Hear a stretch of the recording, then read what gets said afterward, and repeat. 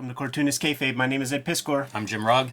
Before we get into today's video, I want to tell you guys about some of the comics that we have in stores sooner than later. Red Room Trigger Warnings trade paperback is going to be hitting shops in September 2022, collecting the 4 issues of the 2022 season of Red Room Comics. Trigger Warnings, good companion piece to go along with the Antisocial Network trade paperback from last year.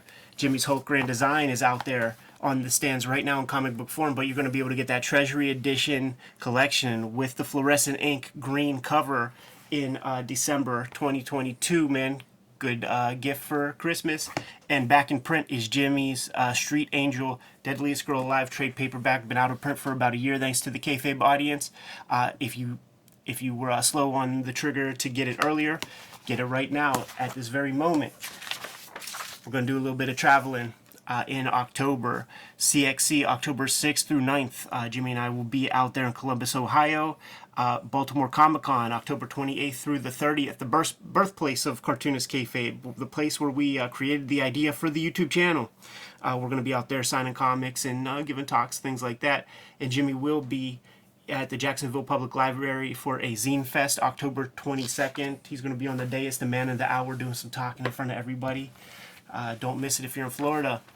Without further ado, Jimmy, it's inevitable. It's going to have to happen. And with those Wizard issues that we've been looking at lately, this is one of those hot books, man. X-Men Alpha, the Age of Apocalypse era of X-Men, where they were trying to, it was their version of Deathmate, Marvel's version of Deathmate, right? Like, let's have some future alternate timeline stuff happen.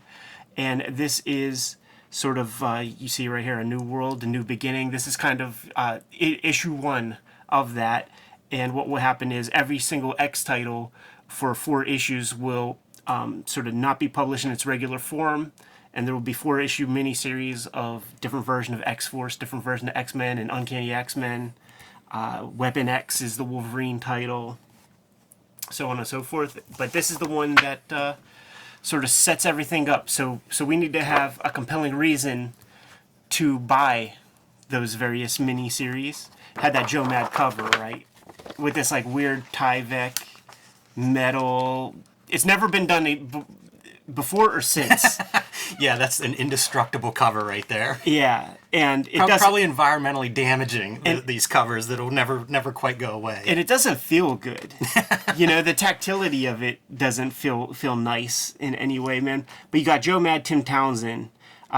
People commented after we did our Deadpool video that Tim Townsend ink and Joe Mad, like that's the sweet spot. So you get to see what it looks like here, and that same inker is inking the Roger Cruz Gilbert gimmick on the inside. So he's the connective tissue. He's the Klaus Janson. You know, Klaus Janson is inking Gil Kane and Gene Colan and Frank Miller to try to make it look holistic. Tim Townsend is trying to, you know, keep some continuity with these Joe Mad fill-in guys. So I was completely out of X-Men at this point, and I'm reading this comic and did not realize it was not Joe Mad until, I don't know when the credits pop up, but I was shocked to find out it wasn't him. Yes.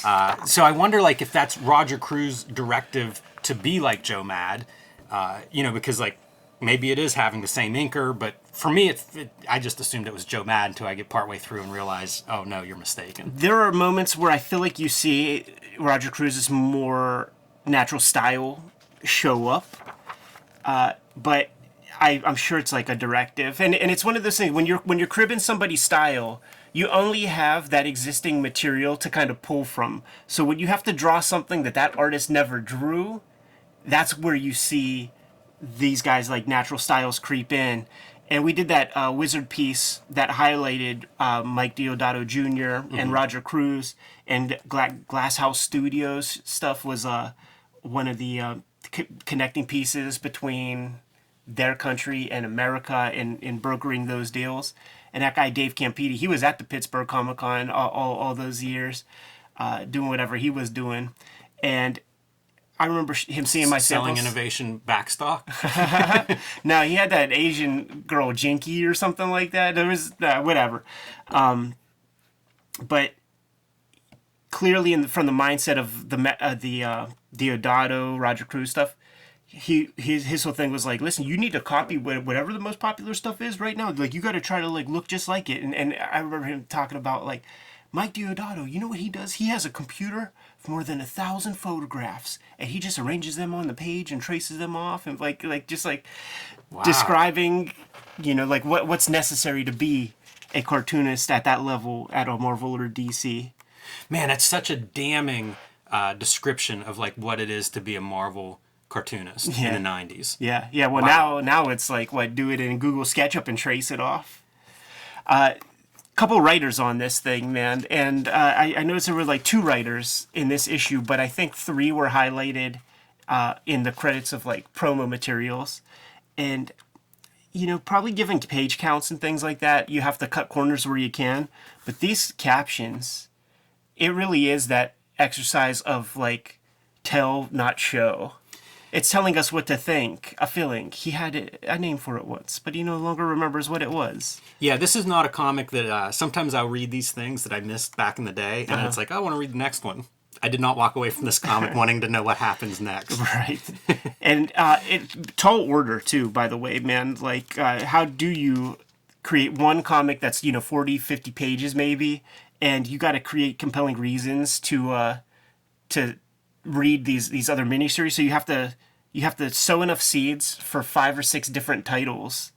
Good luck.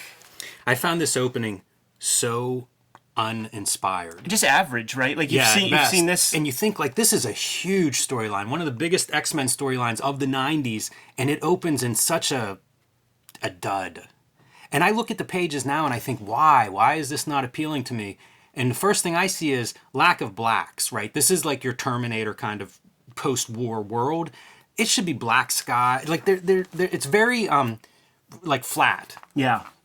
Color value wise. These are the pieces where like it's now Roger Cruz doing kind of like a Jim Lee piece right there, because like there wasn't any Joe Mad little kids being drawn yet that he could pull from. And that is probably closer to his more natural style, which is to say it just is Jim Lee-ish. But then when you get here, clearly... It's amazing to see, to hear you call out like a Jim Lee style, because the other thing that I thought reading this is, man, they went in a different direction.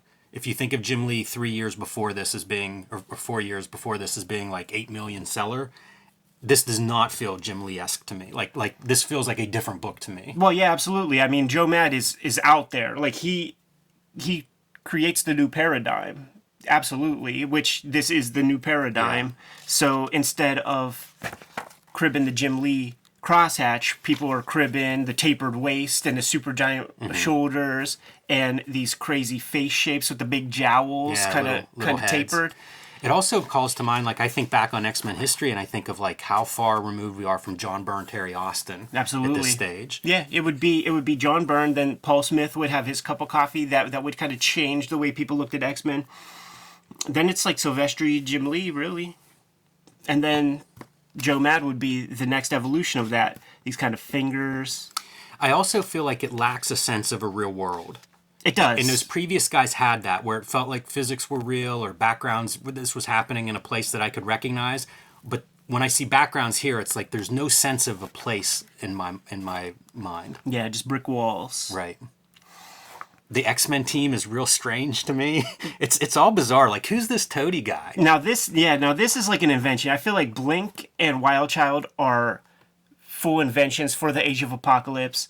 This is one of those things that's interesting where Morph was a character that was basically a red shirt Star Trek guy in the X-Men cartoon. Like, he's the guy that is in episode 1 and you're like, who the fuck is this dude? I never heard of him. And then of course he gets killed or disappears, but comes back in like later animated series storylines. But he was a Boba Fett of sorts, because you saw him there and then you never saw him again. Like, hey man, why doesn't he exist in comics? Like, they do a version of that here, and that's what this is. Like, it's all redefined. One of those things that we talk about where like the Image books when they first came out, how the storyline is really being told in interviews and stuff. This is the culmination of that. The X-Men Collector's Preview, where it quite literally is describing how the world changed. And it had to do with, like, there was an issue, a Dave Cockrum issue of X-Men where it was the one with like Baron von Strucker, where it's Professor X and it's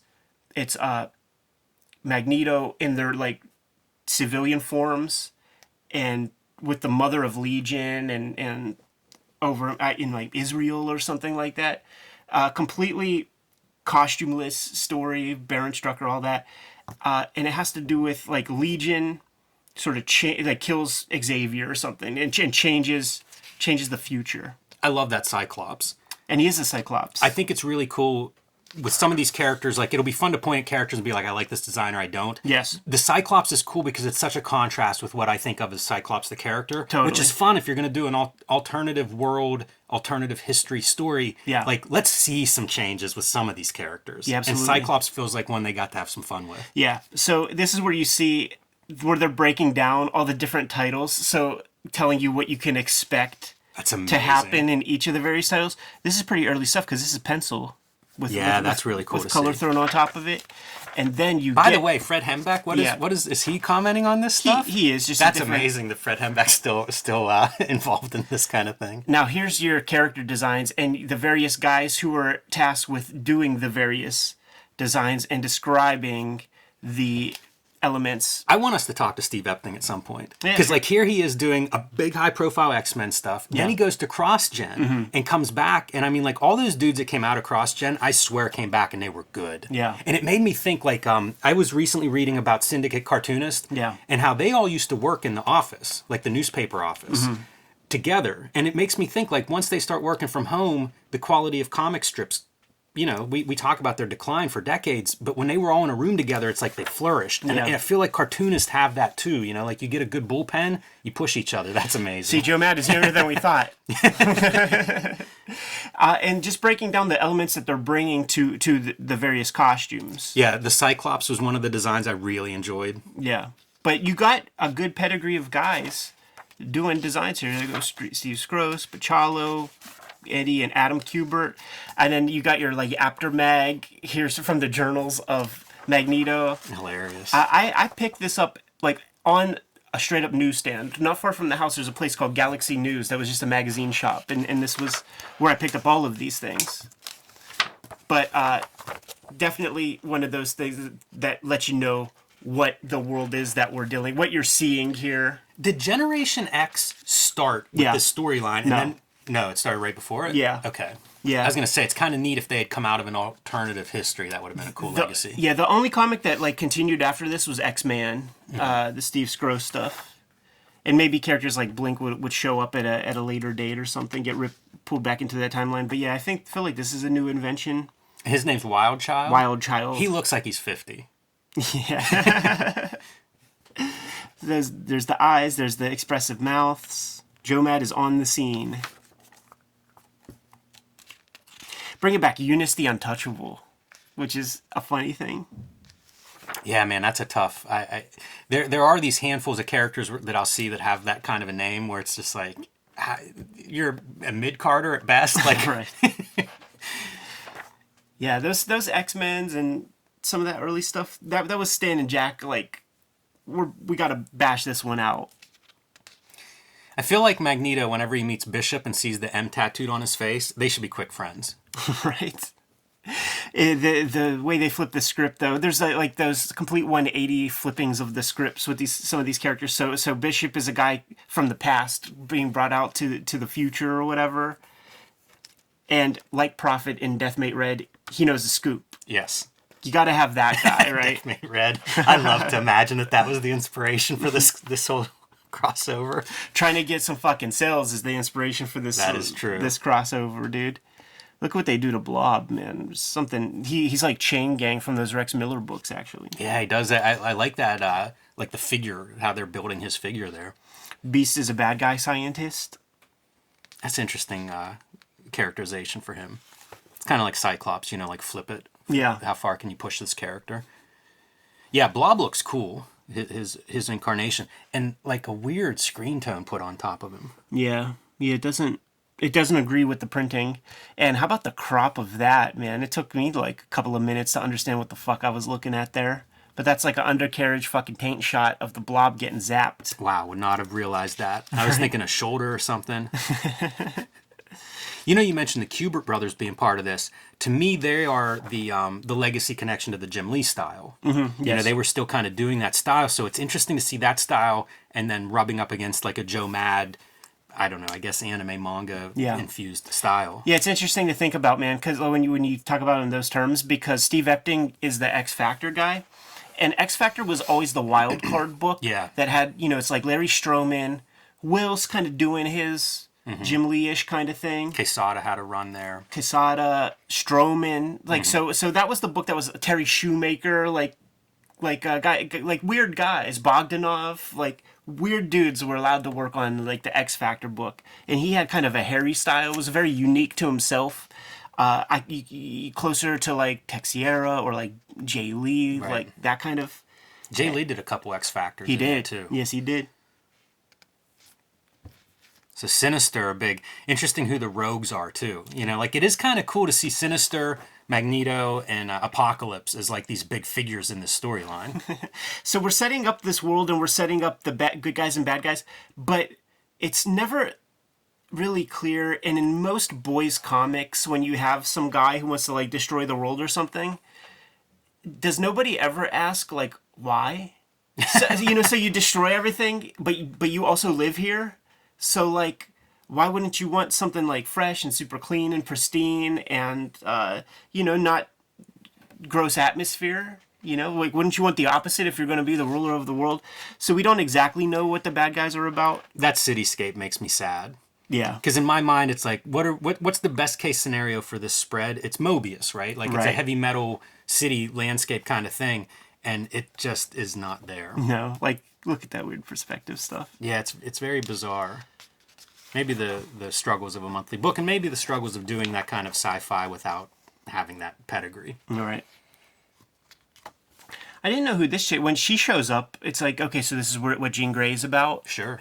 But it's not. That's not Jean Grey. Do you know who it is? I don't know. Time? Yeah, I don't know. But we're going to have to do more Age of Apocalypse. No, we're not. I have no more questions. The defense rests. The nanny character that showed up in some of those early John Byrne, Chris Claremont X-Men for like an issue or two. I remember Gambit was a character that I was surprised by how popular Gambit was. And I feel like Gambit's kind of cool looking in here with his red eyes. Look at this kid.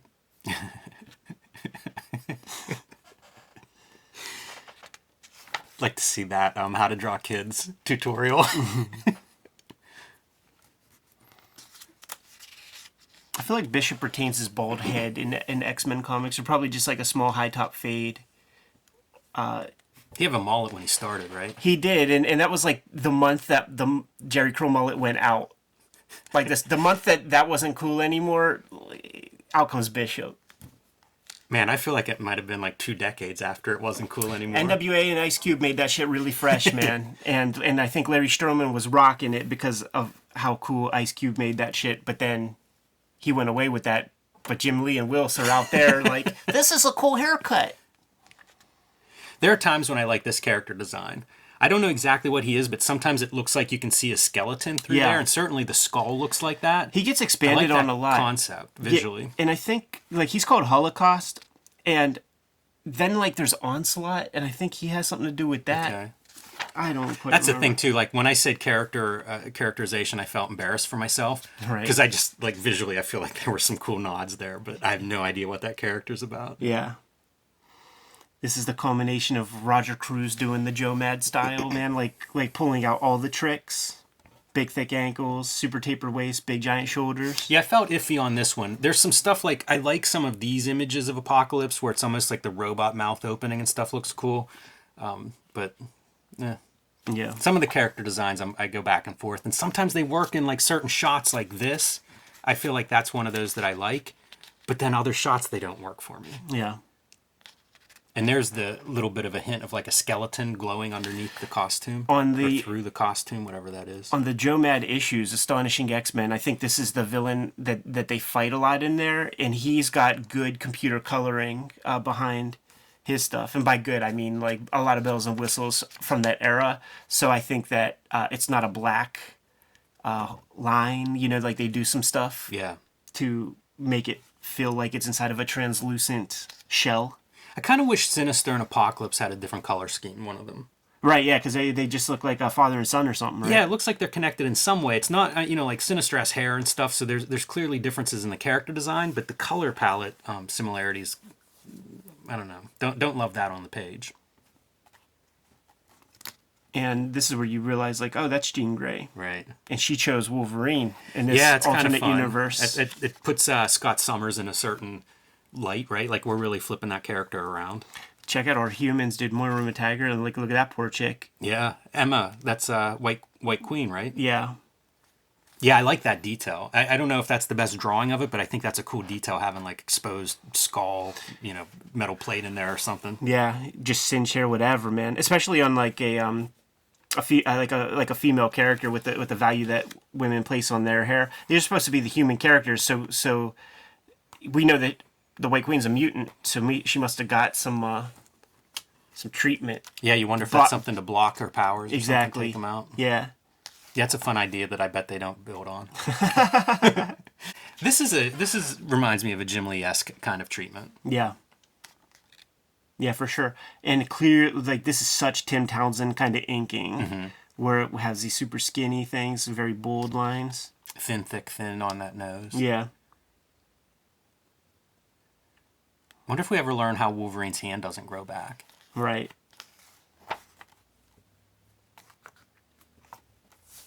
This is that one page, man, where, like, you want Jim Rugg to like redraw this page, man, and use some of the old Ben-Day kind of coloring. Use do a Jack Kirby Chick Stone type image, and then this would be the Dave Cockrum issue, the Jim Lee piece, the baby Magneto. Like that was like a big deal in the 80s, man. What else do we have here? I guess this would be adjectiveless X-Men. You know, like the first 3 issues or whatever. But this is that kind of stuff, man, where you don't want to see that same style. That feels like a Joe Mad concept, like the big head in half profile. And I don't know whether it really is or not, but in my mind that feels like a Joe Madism. And this is him learning that, there's an alternative universe that's very different than the one he's living in. Right. Yeah, you got to have that moment, right? Of course. And there's ambiguity because this Bishop guy comes along and is like, you're a villain, you're a bad guy, you're a murderer. And Magneto is the leader of these X-Men, and it's starting to call things into question a bit. And Rogue and Magneto have a child? Yeah. Is it Gambit's child? Is there an implication of that? There's a thing where Magneto says something about how he can touch her, but nobody else can, because like she wants to get the kid's touch. Right. And I wonder how that works. Yeah, that's some kind of Let's see that doujinshi. metallic thing. Yeah.